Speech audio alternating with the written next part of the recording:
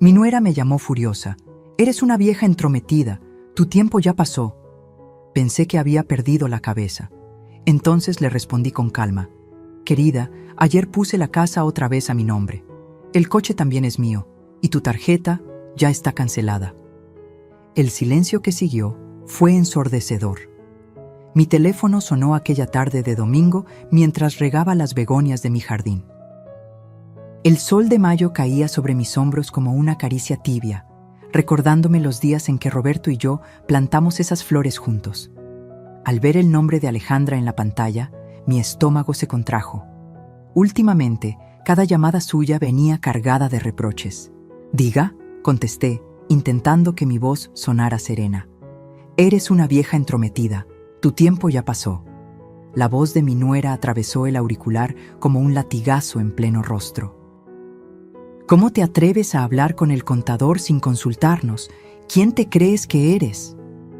Sus palabras deberían haberme dolido, deberían haberme hecho llorar como tantas veces antes, pero algo había cambiado en mí. Después de meses de humillaciones, después de descubrir sus planes para despojarme de todo, esta rabieta era casi reconfortante. El momento había llegado. «Querida», le respondí con una tranquilidad que pareció desconcertarla, «ayer puse la casa otra vez a mi nombre. El coche también es mío, y tu tarjeta ya está cancelada». El silencio que siguió fue ensordecedor. Podía imaginar su rostro descompuesto, aquella mueca de superioridad congelándose en una máscara de pánico. Después de 3 años siendo la sombra en mi propia casa, la invisible doña Carmen de 68 años, a quien todos trataban como si ya no existiera, por fin había recuperado las riendas de mi vida. Pero no puedes hacer eso», balbuceó finalmente. «Miguel nunca lo permitirá». «Esos bienes son para nuestro futuro, para los nietos que nunca me dejan ver», la interrumpí, apretando el teléfono con fuerza. «Y Miguel ya está enterado de todo». Colgué mientras ella seguía tartamudeando amenazas. El teléfono vibró inmediatamente. Miguel. Rechacé la llamada. Necesitaban tiempo para asimilar que la abuelita indefensa había despertado. Miré mi jardín, la casa que construimos Roberto y yo con tanto esfuerzo, y sentí una sonrisa formarse en mis labios. No era una sonrisa de alegría, sino de determinación. La guerra apenas comenzaba, pero el primer movimiento era mío. 3 meses antes, jamás hubiera imaginado tener el valor para enfrentarlos. Yo, Carmen Vázquez, viuda de Gutiérrez, la mujer que siempre puso a su familia por delante, que cedió su patrimonio por amor a su hijo, ahora estaba en pie de guerra contra quienes intentaron enterrarla en vida. Entré a la casa, a mi casa, y me serví una taza de café. Las manos me temblaban, pero no de miedo. Era adrenalina pura. Sabía que en cualquier momento llegarían furiosos, exigiendo explicaciones, pero ya no me encontrarían desprevenida ni vulnerable. Sobre la mesa del comedor había dejado 3 carpetas, una con los documentos originales de propiedad, otra con las pruebas de las transferencias bancarias que habían hecho a mis espaldas, y la tercera contenía la solicitud para internarme en Atardecer Dorado, ese asilo elegante donde planeaban depositarme mientras ellos disfrutaban de mi patrimonio. El timbre sonó con insistencia.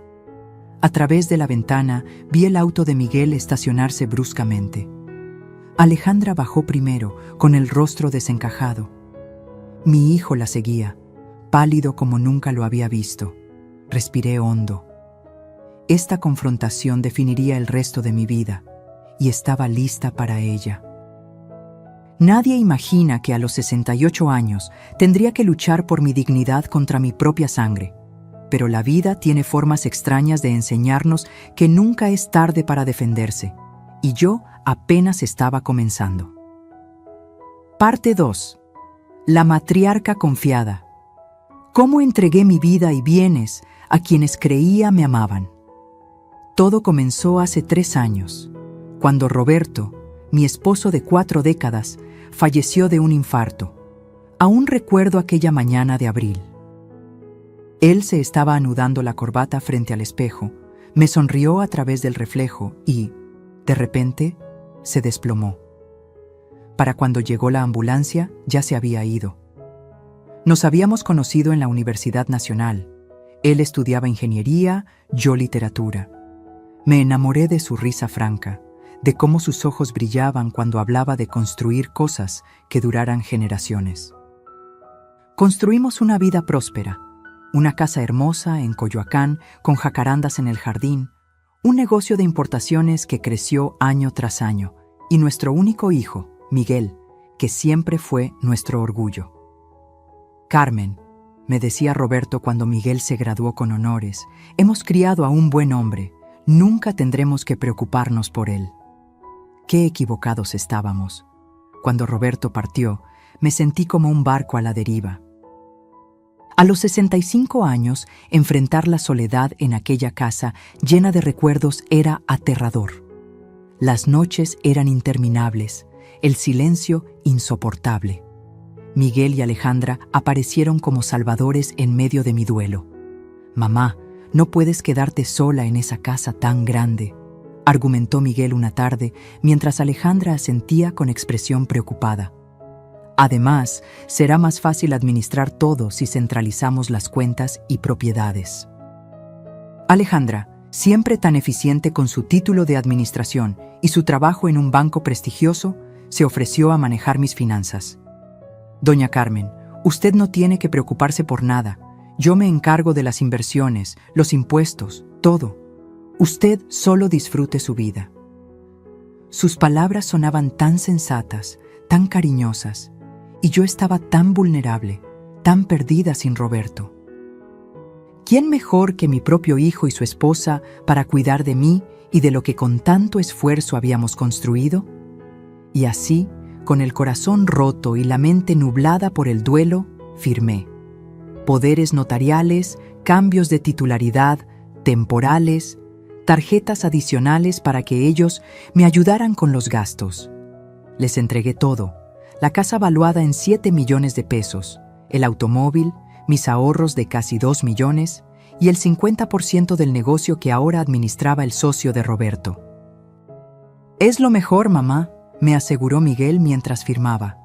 «Así no tendrás que preocuparte por nada». Al principio, todo parecía funcionar. Me instalé en la planta baja de mi propia casa, mientras ellos ocupaban el segundo piso. Miguel seguía trabajando en la constructora, y Alejandra presumía a sus amigas lo bien que cuidaban de la abuelita. Yo cocinaba para todos, preparaba los chiles rellenos que tanto le gustaban a mi hijo, cuidaba a mis nietos cuando salían y me sentía útil. Incluso comencé a asistir a un taller de tejido en el centro comunitario. La vida parecía reorganizarse. Una tarde, mientras preparaba chocolate caliente para mis nietos, Sofía, la mayor de 6 años, me abrazó por la cintura. «Abuelita, ¿por qué mamá dice que esta ya no es tu casa?» Me quedé paralizada, con la cuchara de madera suspendida sobre la olla. «¿Qué dices, mi amor?» «Mamá le dijo a tía Lucía que ahora la casa es de ellos, que tú se las regalaste porque ya eres muy viejita para cuidarla». Sentí como si me hubieran echado un balde de agua fría. Pero me convencí de que era un malentendido, que Sofía había interpretado mal alguna conversación adulta. «Tu mamá solo quiere decir que ahora vivimos todos juntos, mi cielo», le respondí, besando su frente. Pero esa noche, mientras intentaba dormir, las palabras de mi nieta seguían resonando en mi cabeza. «Ya eres muy viejita». ¿Era así como me veían? ¿Como una anciana incapaz que necesitaba ser cuidada? Decidí hablar con Miguel al día siguiente. Pero cuando mencioné el comentario de Sofía, su reacción me desconcertó. «Mamá, no hagas caso a los niños, inventan cosas». Su tono era condescendiente, como si yo fuera la niña. Además, ¿qué importa de quién es la casa en el papel? Somos familia. Asentí, fingiendo estar satisfecha con su respuesta. Pero algo dentro de mí había comenzado a inquietarse. Una pequeña alarma que, en los meses siguientes, sonaría cada vez más fuerte. Lo que no sabía entonces era que aquella conversación con mi nieta sería la primera grieta en el muro de confianza que había construido alrededor de mi hijo y su esposa. Una grieta que con el tiempo se convertiría en un abismo imposible de ignorar. Y mientras yo seguía preparando comidas familiares y tejiendo bufandas para el invierno, ellos ya estaban trazando planes para deshacerse de mí. Planes que descubriría demasiado tarde, cuando ya casi todo estaba perdido. Pero como mi Roberto siempre decía, Carmen, mientras hay vida, hay esperanza. Y yo aún tenía mucha vida por delante, mucha más de la que ellos imaginaban. Saque parte 3. Las primeras señales. Cuando los susurros y miradas esquivas se volvieron evidentes, los cambios fueron tan graduales que tardé en notarlos, como cuando el agua comienza a hervir y solo ves pequeñas burbujas antes de la ebullición. Primero fueron comentarios aparentemente inocentes, lanzados como quien no quiere la cosa durante las comidas o mientras veíamos televisión. «Mamá, ¿otra vez cocinaste con tanto aceite? Sabes que ahora se come más saludable», me dijo Miguel una noche, apartando el plato de chiles rellenos que había preparado con la receta de su abuela. «Carmen, ¿no crees que esos muebles son muy anticuados? Deberíamos renovar la sala», sugirió Alejandra un sábado, mirando con desdén el sofá donde Roberto y yo habíamos pasado tantas tardes leyendo juntos. Al principio, intenté adaptarme. Cambié mis recetas, acepté que movieran algunos muebles. Quería ser una suegra comprensiva, una madre que no estorbara. Pero pronto me di cuenta de que mi opinión había dejado de importar por completo. Un martes regresé de mi clase de tejido y encontré que habían reemplazado todos los sillones de la sala. Mis fotografías familiares, esas donde Roberto sostenía a Miguel recién nacido, donde celebrábamos aniversarios y graduaciones, habían desaparecido de las paredes principales. «Los guardamos en tu habitación, mamá Carmen», explicó Alejandra con una sonrisa que no llegaba a sus ojos. «Es que no combinaban con la nueva decoración». Sentí un nudo en la garganta, pero solo asentí. No quería parecer la típica suegra quejumbrosa. Esa noche, mientras acomodaba mis fotos en el pequeño espacio de mi habitación, me sentí como si estuvieran borrando mi historia, mi presencia en aquella casa que había sido mi hogar durante 40 años. Luego, vinieron las reuniones familiares donde yo era invisible. Alejandra organizaba cenas para sus amigos del banco o la familia de su lado, y a mí me pedían que me retirara temprano. «Mamá Carmen, seguro estás cansada. Nosotros nos encargamos de todo», me decía con ese tono dulzón que usaba cuando había visitas. Una tarde, mientras servía café a las amigas de Alejandra en la sala, escuché a una de ellas preguntar por mí. «¿Y tu suegra? ¿Se adapta bien a vivir con ustedes?» «Ay, ya sabes cómo son los ancianos», respondió Alejandra, sin saber que yo estaba a unos pasos en el pasillo. «Tienen sus manías, pero la tenemos bien cuidada. A veces es como tener otro niño en casa». Me quedé paralizada, con la bandeja de galletas en las manos. ¿Otro niño? ¿Así me veía mi nuera, como una carga infantil? Tenía 66 años, no 96. Había administrado un hogar y ayudado en el negocio familiar durante décadas. Una mañana, buscando un álbum de fotos, entré al estudio que antes era de Roberto. Alejandra estaba al teléfono y no me vio. «Sí, claro que podemos reunirnos el viernes. La suegra estará en su clase de tejido». «No, no se entera de nada. Está cada día más despistada». Me retiré sin hacer ruido, con el corazón encogido. ¿Despistada yo? Siempre había tenido una memoria excelente. De hecho, era yo quien les recordaba los cumpleaños familiares y las citas médicas de los niños. Luego noté cómo las conversaciones se interrumpían cuando yo entraba a una habitación. Las miradas cómplices entre Miguel y Alejandra. Mi hijo, que siempre había sido tan cercano, ahora apenas conversaba conmigo más allá de preguntas superficiales sobre mi salud. ¿Tomaste tus medicinas, mamá? Se había convertido en su saludo diario, como si yo fuera incapaz de recordarlo por mí misma. Una mañana, Mientras desayunábamos, comenté que quería hacer un viaje a Oaxaca, donde Roberto y yo pasamos nuestra luna de miel. ¿Viajar sola?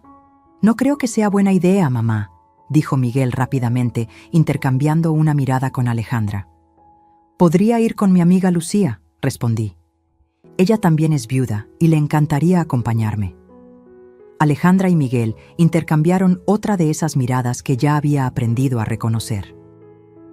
El problema es el dinero, mamá Carmen, explicó Alejandra con tono condescendiente. Las inversiones no están rindiendo como esperábamos y hay que priorizar gastos. Pero es mi dinero, protesté suavemente. Puedo usar mis ahorros. Tus ahorros están invertidos a largo plazo, cortó Alejandra. No podemos retirarlos ahora, perderíamos mucho. Fue la primera vez que sentí claramente que algo andaba mal, muy mal. Ya no era dueña ni siquiera de decidir cómo gastar mi propio dinero. Esa tarde intenté acceder a mi cuenta bancaria online. La contraseña había sido cambiada. Llamé al banco, pero me dijeron que necesitaba presentarme personalmente con una identificación. Cuando mencioné esto a Miguel, me respondió con impaciencia. Mamá, ¿para qué complicarte? Alejandra maneja todo eso. Si necesitas dinero, solo pídeselo a ella. Pedir, como una niña pidiendo su domingo. Yo, que había trabajado toda mi vida, que había ahorrado cada peso con esfuerzo, ahora tenía que pedir permiso para gastar mi propio dinero. Esa noche, mientras miraba por la ventana de mi habitación hacia el jardín donde las jacarandas que planté con Roberto florecían, tomé una decisión. Necesitaba entender qué estaba pasando realmente. Y para eso, tendría que empezar a observar más y confiar menos. Lo que no sabía entonces era cuán doloroso sería descubrir la verdad. Y cuánto valor necesitaría para enfrentarla. Parte 4. La humillación silenciosa, de dueña de mi hogar a huésped indeseada.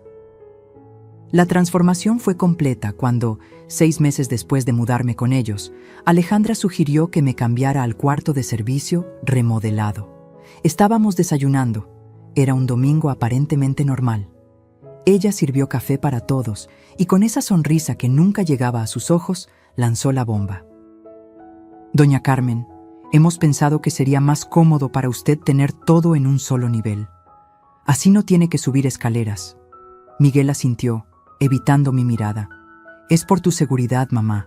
El otro día te vi tambalearte en el último escalón. Era mentira. Yo subía y bajaba esas escaleras desde hacía 40 años sin problema alguno. Mis piernas estaban perfectamente bien. ¿El cuarto de servicio?, pregunté, intentando mantener la compostura.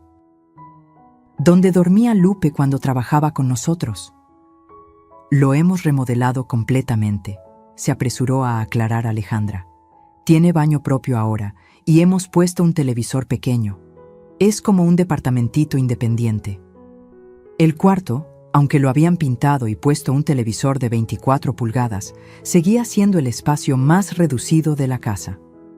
Apenas cabía una cama individual, un pequeño armario y una mesita. Mi habitación original, espaciosa y con vista al jardín, fue convertida en un cuarto de huéspedes que, curiosamente, siempre estaba ocupado por la hermana de Alejandra o sus padres cuando venían de Monterrey. Acepté sin protestar. ¿Qué podía hacer? Legalmente, la casa ya no era mía. Había firmado todo en un momento de vulnerabilidad, creyendo en promesas de amor familiar que ahora se desvanecían como niebla bajo el sol.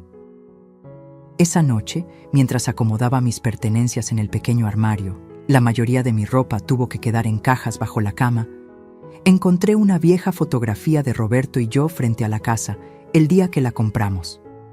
Él sonreía orgulloso, con un brazo alrededor de mis hombros.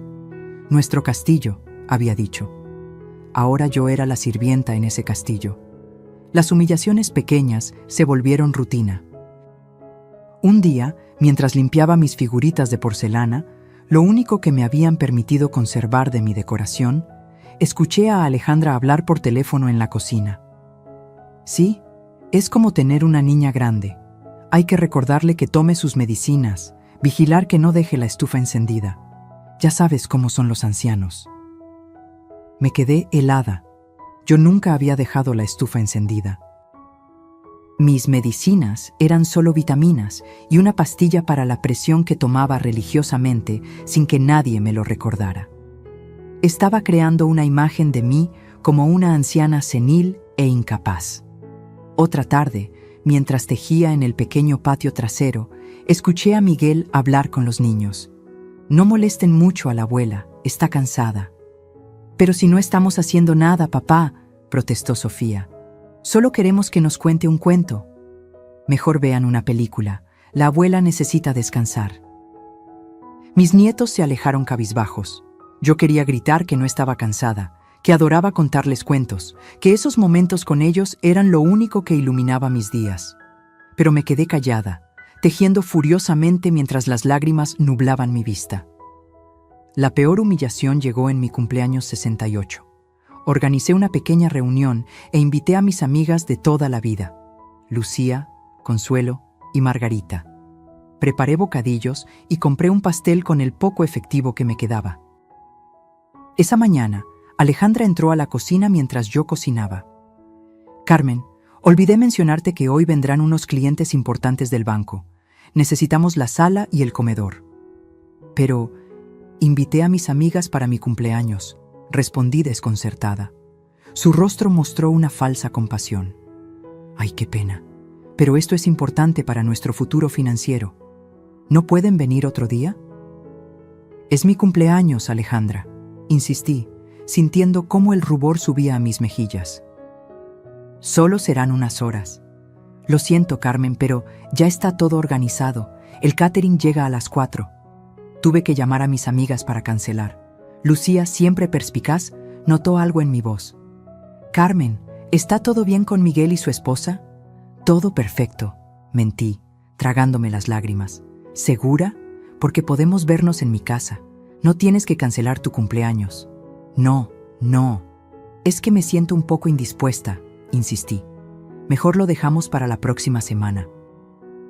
Esa noche, mientras los invitados de Alejandra reían y brindaban en mi comedor, con mis copas de cristal cortado, yo me quedé en el cuarto de servicio, sola con un pedazo de pastel, escuchando cómo celebraban en la casa que Roberto y yo construimos con tanto esfuerzo.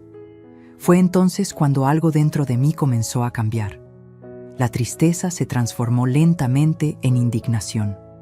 Esa noche, después de que todos se marcharan y la casa quedara en silencio, salí sigilosamente de mi habitación. Recorrí cada rincón de lo que alguna vez fue mi hogar. Acaricié las paredes que Roberto y yo habíamos pintado juntos. Miré las marcas en el marco de la puerta donde medíamos la altura de Miguel cuando era niño.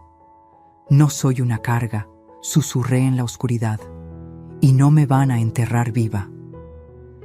Lo que no sabía entonces era que lo peor estaba por venir, y que el destino me tenía preparada una revelación que cambiaría todo para siempre. Parte 5. El descubrimiento que lo cambió todo. La traición en blanco y negro. Fue un martes por la tarde cuando el destino puso en mis manos la verdad que tanto tiempo habían ocultado. Alejandra y Miguel habían salido con los niños a un parque de diversiones, aprovechando un día festivo. Me habían dejado sola, como siempre, argumentando que sería muy cansado para mí. Mientras limpiaba mi pequeña habitación, noté que el foco del baño parpadeaba. Recordé que en el estudio de Roberto, ahora convertido en oficina de Alejandra, guardábamos focos de repuesto en un cajón del escritorio. Entré con sigilo, aunque estaba sola en casa. La costumbre de sentirme una intrusa en mi propio hogar ya estaba arraigada en mí. Abrí el cajón y efectivamente encontré los focos. Pero también encontré algo más. Una carpeta azul con mi nombre escrito en el lomo. La curiosidad pudo más que el respeto a su privacidad. Después de todo, era mi nombre el que estaba allí. Con manos temblorosas, abrí la carpeta. Lo primero que vi fue un folleto elegante. Atardecer dorado, residencia para adultos mayores. Las páginas mostraban habitaciones pequeñas pero limpias, áreas comunes con ancianos sonrientes jugando dominó. enfermeras jóvenes ayudando a personas en sillas de ruedas. Mi corazón comenzó a latir con fuerza. ¿Por qué tenían esto? Seguí revisando. Había una solicitud de ingreso parcialmente completada, con mi nombre, con mis datos. Solo faltaban algunas firmas y la fecha de ingreso. No puede ser, murmuré, sintiendo cómo mis piernas flaqueaban. Pero había más, mucho más. Encontré estados de cuenta bancarios. Mis cuentas, que supuestamente estaban invertidas a largo plazo, mostraban retiros sistemáticos, grandes cantidades transferidas a una cuenta que no reconocía. En 2 años, mis ahorros de 2 millones de pesos se habían reducido a menos de 300,000. Con dedos cada vez más temblorosos, seguí explorando aquel archivo de traición. Descubrí un contrato de venta de la casa, listo para ser firmado. El comprador, un tal Javier Méndez, socio de Miguel en la constructora. El precio, muy por debajo del valor real del mercado. También había documentos del negocio familiar. La parte que Roberto había dejado a Miguel mostraba buenos rendimientos, pero mi 50% aparecía con pérdidas constantes. Números manipulados, gastos inflados, ganancias escondidas. Y finalmente, lo más doloroso, un intercambio de correos electrónicos entre Miguel y Alejandra. Ya consulté con el abogado, escribí a mi hijo. Si logramos que firme un poder notarial más amplio, podemos disponer de todo sin necesidad de su autorización para cada movimiento. La respuesta de Alejandra era aún más cruel. El doctor Ramírez dice que podemos argumentar deterioro cognitivo. Ha estado documentando episodios de confusión en sus consultas, aunque tu madre esté perfectamente lúcida. Con eso y el poder notarial, tendremos vía libre. Me dejé caer en la silla, con los documentos esparcidos sobre mis rodillas. No podía respirar, no podía pensar. Mi propio hijo, mi Miguel, el niño que había criado con tanto amor, estaba conspirando para despojarme de todo y encerrarme en un asilo. Las lágrimas corrían por mis mejillas mientras releía aquellos correos, buscando alguna señal de remordimiento, alguna justificación que hiciera menos dolorosa la traición. No había nada. Solo codicia fría y calculada. De repente, escuché el sonido de un auto estacionándose. Habían regresado antes de lo previsto. Con movimientos frenéticos, tomé fotografías de los documentos más importantes con el celular básico que me habían dado para emergencias. Luego devolví todo a su lugar exacto y salí del estudio, llevándome solo el foco que había ido a buscar.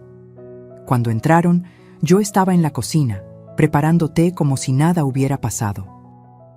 Sonreí a mis nietos, que corrieron a mostrarme los juguetes que les habían comprado. Saludé a Miguel y Alejandra con normalidad, aunque por dentro sentía que me desgarraba en 1000 pedazos.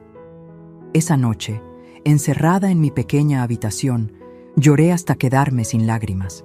Lloré por la traición, por la ingratitud, por el amor maternal que sentía traicionado de la forma más cruel. Pero cuando el amanecer comenzó a filtrarse por mi ventana, algo había cambiado dentro de mí. La tristeza seguía allí, como una herida profunda que nunca sanaría completamente. Pero junto a ella había nacido algo nuevo, una determinación feroz, una voluntad de hierro que no sabía que poseía. Roberto, susurré, mirando nuestra vieja fotografía, dame fuerzas para lo que viene, porque ahora lo sabía todo, y el conocimiento, aunque doloroso, me daba poder. Un poder que ellos nunca imaginaron que yo podría tener. Era hora de que Carmen Vázquez, la invisible, la descartada, la subestimada, comenzara a moverse en las sombras. Porque si algo había aprendido en mis 68 años de vida, es que incluso la más dócil de las palomas puede convertirse en águila cuando le arrebatan el nido, y yo estaba lista para volar. Parte 6. La resistencia silenciosa. Cuando la sabiduría supera a la codicia, aquella mañana me levanté diferente. El dolor seguía ahí, como una sombra persistente, pero ya no me paralizaba. Mientras preparaba el desayuno para todos, como siempre hacía, planeaba cada paso de lo que sería mi resistencia. Lo primero era asegurar la evidencia. Usando la conexión Wi-Fi de la casa, envié las fotografías de los documentos a mi vieja amiga Lucía con un mensaje críptico. «Guarda esto, te explicaré después». Lucía, bibliotecaria jubilada y la persona más discreta que conocía, respondió casi inmediatamente. «Recibido. Estoy aquí para lo que necesites». El segundo paso era más complicado. Necesitaba asesoría legal, pero sin que Miguel y Alejandra lo supieran. Y necesitaba dinero propio, fuera de su control. Durante el desayuno, observé a mi hijo mientras devoraba los chilaquiles que había preparado. ¿Cómo podía comer tranquilamente mientras planeaba despojarme de todo? ¿Dónde había quedado el niño que lloraba cuando veía a un anciano pidiendo limosna en la calle? «Miguel», dije casualmente, estaba pensando en retomar mis clases de pintura en el centro cultural, los martes y jueves por la mañana. Él y Alejandra intercambiaron una de sus miradas cómplices. «¿Pintura, mamá? No sabía que te interesaba», respondió Miguel, con ese tono condescendiente que tanto había llegado a odiar. «Tu padre y yo tomamos clases juntos hace años», mentí con naturalidad. «Roberto y yo nunca habíamos pintado, pero él ya no estaba para desmentirme. Me gustaría retomarlo. Me hace bien salir un poco». «No sé si es buena idea que vayas sola», intervino Alejandra. «Podrías desorientarte». Fingí vulnerabilidad, algo que se me daba cada vez mejor. «Tienes razón. Quizás podría tomar un taxi o pedirle a Lucía que pase por mí». «El taxi sería mejor», dijo rápidamente Alejandra. «Así no molestas a nadie». Perfecto. Era exactamente lo que quería. Libertad de movimiento, aunque fuera limitada. «Necesitaré algo de dinero para las clases y los materiales», añadí, bajando la mirada como si me avergonzara pedirlo. Alejandra frunció el ceño, pero Miguel intervino. «Claro, mamá, te daremos para tus gastos». Esa misma tarde, Alejandra me entregó 2,000 pesos. «Esto debería alcanzarte para un mes», dijo, como si me estuviera haciendo un gran favor con mi propio dinero. «Gracias, hija», respondí, guardando el dinero en mi bolso desgastado. «Eres muy generosa». El martes siguiente, tomé un taxi supuestamente hacia el centro cultural. En realidad, me dirigí a la oficina de la licenciada Mariana Ortiz, una abogada especializada en derechos de adultos mayores que había encontrado por internet en la biblioteca pública durante una salida al parque que había logrado hacer sola. La licenciada Ortiz, una mujer de unos 50 años con ojos penetrantes y actitud decidida, escuchó mi historia sin interrumpirme. Revisó las fotografías de los documentos en mi teléfono y tomó notas detalladas. «Doña Carmen», dijo finalmente, «lo que su hijo y nuera están haciendo no solo es inmoral, es ilegal. Esto constituye abuso patrimonial y posiblemente fraude, pero necesitamos actuar con inteligencia. Si ellos sospechan que usted sabe algo, podrían acelerar sus planes». «¿Qué me recomienda?», pregunté, sintiendo una mezcla de miedo y determinación. «Primero, necesitamos copias certificadas de todos los documentos que firmó. Segundo, debemos verificar el estado actual de sus cuentas y propiedades. Y tercero, hay que documentar cualquier evidencia de maltrato o negligencia». Salí de aquella oficina con un plan concreto y una cita para la siguiente semana. Le pagué a la licenciada con parte del dinero que me había dado Alejandra, sintiendo una pequeña satisfacción al usar sus propios recursos en su contra. Durante las semanas siguientes, mantuve mi fachada de anciana dócil y despistada. Seguía cocinando, cuidando a mis nietos, sonriendo cuando me hablaban como si fuera una niña. Pero mientras tanto, iba construyendo mi caso. Cada clase de pintura era en realidad una reunión con la licenciada Ortiz o una visita al banco para obtener información. Descubrí que, efectivamente, mis cuentas habían sido vaciadas sistemáticamente. La casa estaba ahora completamente a nombre de Miguel y mi parte del negocio mostraba pérdidas inexplicables. Una tarde, mientras Miguel y Alejandra discutían en la cocina creyendo que yo dormía, escuché algo que confirmó mis peores sospechas. «Ya tenemos fecha para la residencia», decía Alejandra en voz baja. «El 15 de octubre hay una habitación disponible. El doctor Ramírez ya tiene listo el certificado de evaluación cognitiva». «¿Tan pronto?». La voz de Miguel sonaba nerviosa. «No sé si mamá... ¿Prefieres esperar a que descubra lo de las cuentas? ¿O a que el comprador se arrepienta?».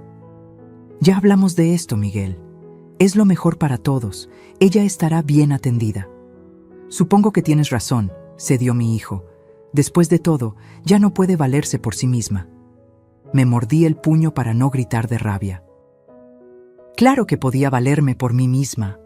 Había estado haciéndolo toda mi vida y seguía haciéndolo incluso ahora, bajo sus narices. El 15 de octubre. Tenía menos de un mes para completar mi plan. La licenciada Ortiz había reunido suficiente evidencia para presentar una demanda por abuso patrimonial, pero el proceso legal sería largo. Necesitábamos algo más inmediato para detener la venta de la casa y mi internamiento forzado en aquella residencia. Fue entonces cuando recordé algo que Roberto solía decir. «Carmen, en los negocios, la información es poder. Y el momento de usarla es tan importante como la información misma». Tenía la información. Ahora necesitaba encontrar el momento perfecto para usarla. Y mientras planeaba mi contraataque, seguía sonriendo, seguía cocinando, seguía fingiendo que no sabía nada. Porque a veces el mejor lugar para esconderse es a plena vista. Y la mejor arma contra quienes te subestiman es, precisamente, dejar que sigan subestimándote. Ellos creían que estaban jugando ajedrez con una principiante. No sabían que yo llevaba toda una vida observando el tablero. Parte 7. El día de la verdad. Cuando la justicia llega silenciosa pero implacable. El 10 de octubre amaneció como cualquier otro día. Me levanté temprano, preparé el desayuno y serví café a Miguel y Alejandra. Ellos conversaban animadamente sobre una cena que organizarían el fin de semana para los socios de la constructora. «Será una noche importante», decía Miguel, revisando su teléfono. «Javier confirmó que traerá los documentos finales». Javier Méndez, el comprador de mi casa, el cómplice en este despojo. «¿Quieres que prepare algo especial?», pregunté inocentemente mientras servía más café. «No será necesario», respondió Alejandra con rapidez. «Contrataremos servicio de catering. Además, pensamos que podrías cenar temprano en tu habitación. Sabes cómo te cansas con las reuniones». «Como tú digas, querida», respondí con una sonrisa dócil. Cuando salieron de casa, llamé inmediatamente a la licenciada Ortiz. «Es este sábado», le dije sin preámbulos. «Van a firmar la venta de la casa». «Perfecto», respondió ella con determinación. «Todo está listo. ¿Está segura de querer hacerlo así, doña Carmen? Podríamos proceder de manera más discreta». «Estoy segura», afirmé. «Quiero verles la cara cuando se den cuenta de que la anciana inútil les ganó en su propio juego». El sábado llegó con una extraña calma. Ayudé a limpiar la casa, arreglé flores en jarrones y me mantuve ocupada en la cocina, aunque no estuviera preparando la cena. Alejandra supervisaba al personal del catering, dando órdenes precisas sobre cómo servir y dónde colocar cada cosa. A las 6 de la tarde me retiré obedientemente a mi habitación con una bandeja de comida. Me puse mi mejor vestido, uno azul marino que Roberto siempre había amado, y esperé. A las 8 escuché la llegada de los invitados. Risas, conversaciones, el tintineo de copas. Reconocí la voz estruendosa de Javier Méndez alardeando sobre algún negocio exitoso.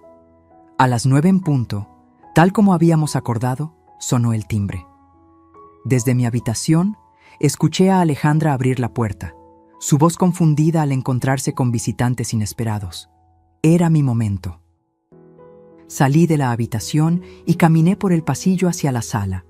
Nadie me notó al principio, todos concentrados en los recién llegados, la licenciada Ortiz, acompañada por un notario público y 2 oficiales de la Fiscalía especializada en atención a personas adultas mayores. «Buenas noches», saludó la licenciada con voz firme.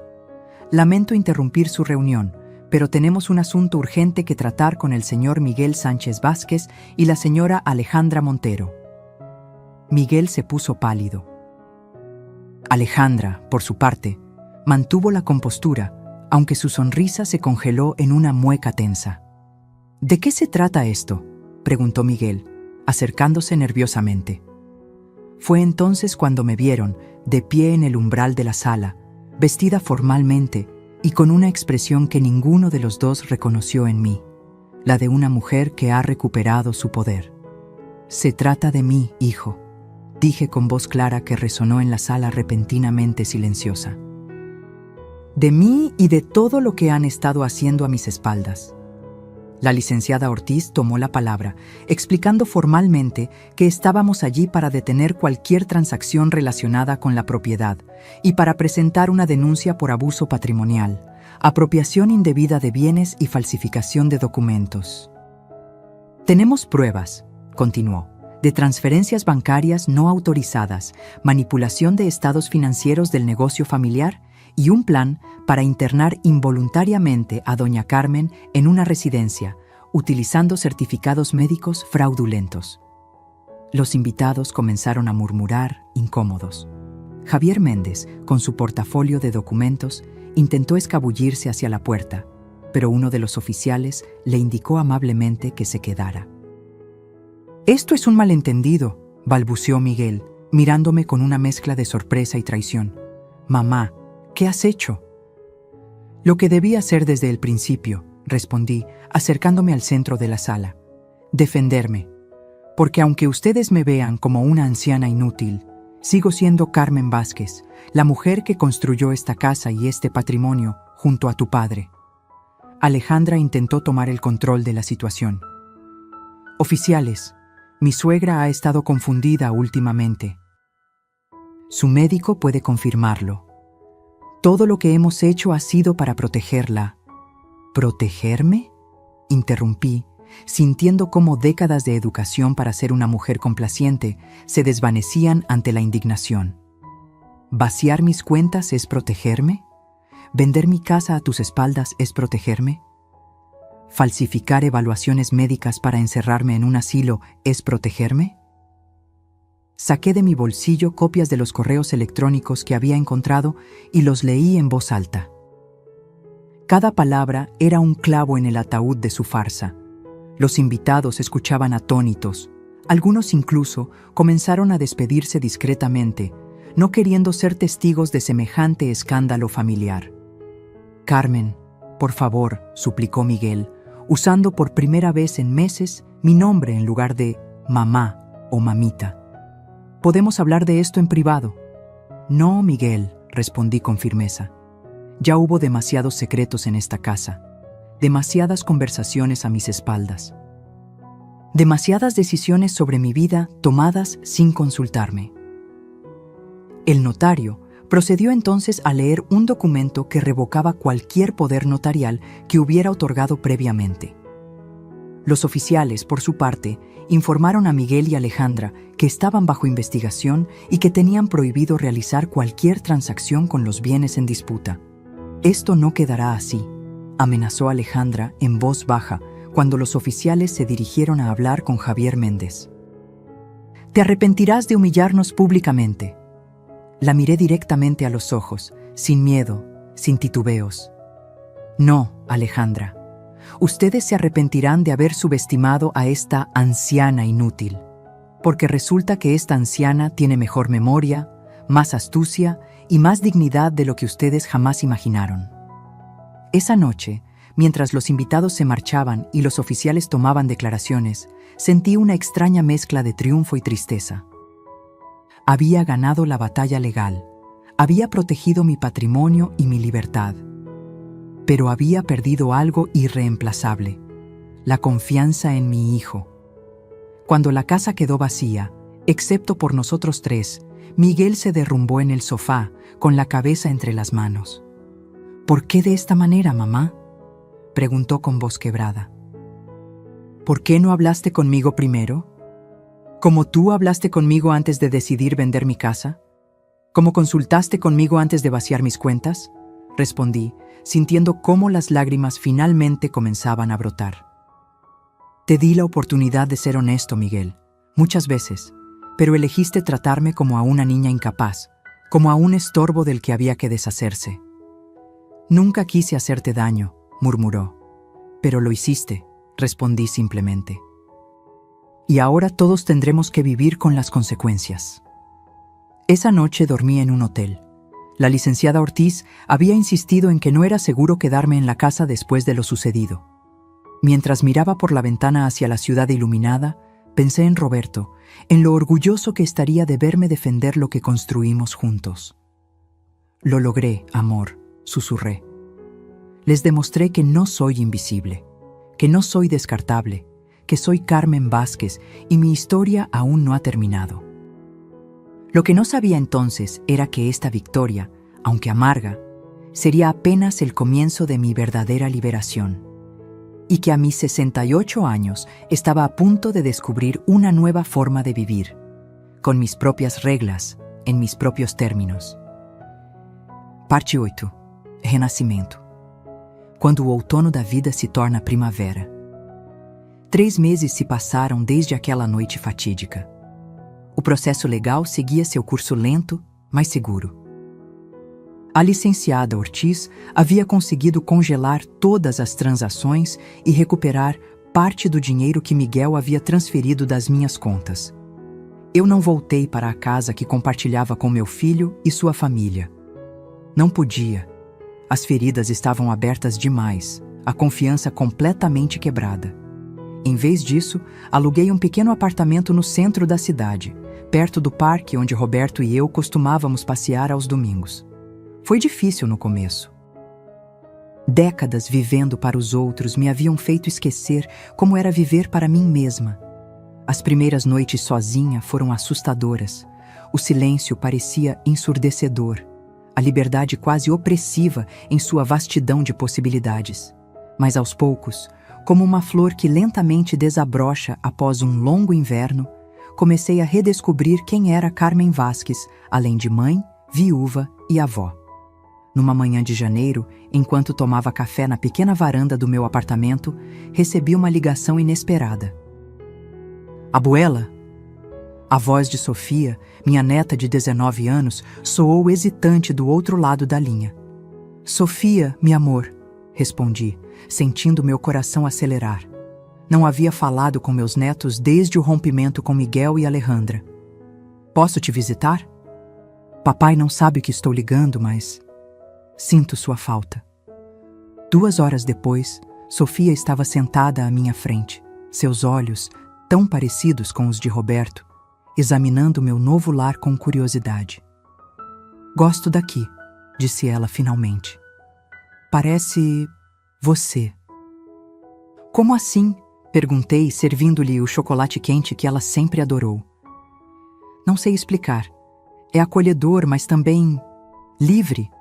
Antes, na casa dos meus pais, seu quarto parecia um museu, sabe? Como se você fosse uma relíquia que eles guardavam, não uma pessoa viva. Suas palavras, tão sinceras e perspicazes, me atingiram profundamente. Esta jovem enxergava o que seu próprio pai havia se recusado a ver. O que realmente aconteceu, abuela? Papai disse que você ficou confusa, que pessoas mal intencionadas te manipularam contra a família. Contei a ela tudo, sem dramatizar, sem vitimização, apenas a verdade nua e crua. Mostrei os documentos, os e-mails, as provas que havia reunido. Sofia escutou em silêncio, ocasionalmente enxugando lágrimas discretas. Sempre soube que algo estava errado, confessou ela quando terminei. A forma como eles falavam sobre você, quando achavam que ninguém estava ouvindo, como se você fosse um problema a ser resolvido. E agora fui resolvida, disse com um sorriso triste, só que não da maneira que eles esperavam. Sofia ficou comigo o dia inteiro. Falamos sobre seus estudos de arquitetura, seus sonhos, seus medos. Pela primeira vez, conversávamos como duas adultas, não como avó e neta separadas por gerações de silêncio e convenções. Quando ela estava prestes a ir embora, parou na porta e me abraçou com força. Estou orgulhosa de você, abuela, por lutar, por não desistir. Suas palavras foram como um bálsamo para minha alma ferida. Nas semanas seguintes, Sofia começou a me visitar regularmente, às vezes trazendo seu irmão mais novo, Diego, de 17 anos. Juntos, eles se tornaram minha ponte para uma família que eu temia ter perdido para sempre. Foi Diego quem me incentivou a realmente fazer aulas de pintura, não como desculpa para sair de casa, mas como uma forma genuína de expressão. Você sempre fez tudo para os outros, abuela, disse ele, enquanto me ajudava a montar um pequeno ateliê no canto da sala. Agora é hora de fazer algo só para você. Minha primeira tela foi terrível, cores mal combinadas, perspectiva confusa, técnica inexistente. Mas senti uma alegria quase infantil ao criar algo com minhas próprias mãos, algo que existia apenas porque eu quis que existisse. Em março, recebi outra visita inesperada. Miguel estava parado na porta do meu apartamento, parecendo mais velho e cansado do que eu me lembrava. "Posso entrar?" perguntou, sua voz desprovida da arrogância que havia se tornado sua marca registrada nos últimos anos. Hesitei, mas acabei abrindo espaço para ele passar. Ficamos em silêncio por alguns momentos, dois estranhos que um dia haviam sido mãe e filho. Os meninos me contaram sobre suas visitas, disse ele finalmente. Eles falam muito sobre como você está diferente, mais viva. Não respondi. Não havia resposta fácil para décadas de dinâmicas familiares complexas. "Mamá?" continuou ele, usando o termo carinhoso que há muito não usava. "Eu errei muito." "Sim, você errou", concordei sem rancor, apenas constatando um fato. "Não sei se algum dia poderá me perdoar. Não sei se mereço perdão. Mas quero que saiba que Alejandra e eu nos separamos. Depois de tudo o que aconteceu, percebi muitas coisas sobre meu casamento, sobre minhas escolhas. Senti uma pontada de tristeza por ele, pelo menino que um dia havia sido a luz dos meus olhos. O perdão é um caminho longo, Miguel", respondi honestamente. "Não sei se chegaremos lá, mas estou disposta a dar os primeiros passos." Naquela tarde, conversamos como não fazíamos há anos. Houve lágrimas, recriminações, momentos de silêncio pesado. Não resolvemos tudo. Algumas feridas eram profundas demais para serem curadas em uma única conversa. Mas começamos algo novo, algo frágil, mas honesto. Quando ele estava de saída, notou uma das minhas pinturas na parede. Uma paisagem imperfeita, mas colorida do parque onde costumávamos passear quando ele era criança. "Você pintou isso?" perguntou surpreso. "Sim", respondi. "Estou aprendendo a fazer coisas novas." "Está bonito", disse ele, e pela primeira vez naquele dia, seu sorriso pareceu genuíno. No mês seguinte, comecei a dar aulas de culinária no centro comunitário local. Não porque alguém esperava isso de mim, mas porque queria compartilhar algo que sempre me trouxe alegria. Minhas alunas, mulheres de todas as idades, me chamavam de Dona Carmen, com respeito genuíno, não condescendência. Em junho, a licenciada Ortiz me ligou com boas notícias.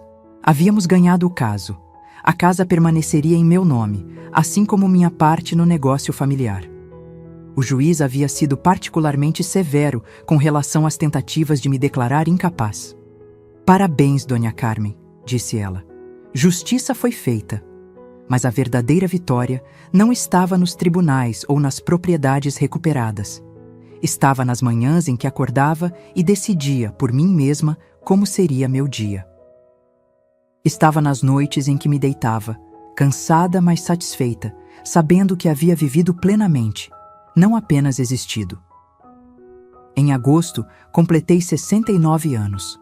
Organizei uma pequena festa no meu apartamento. algo que nunca teria feito antes, quando acreditava que celebrações eram para os outros, não para mim. Sofia e Diego vieram, é claro.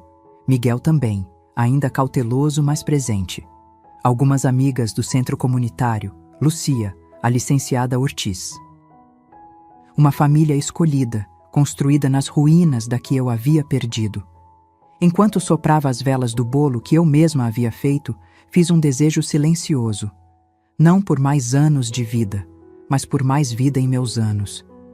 E olhando ao redor, para as pessoas que me cercavam com afeto genuíno, para o lar que havia criado com minhas próprias mãos, para as pinturas imperfeitas mas minhas nas paredes, soube que meu desejo já estava se realizando.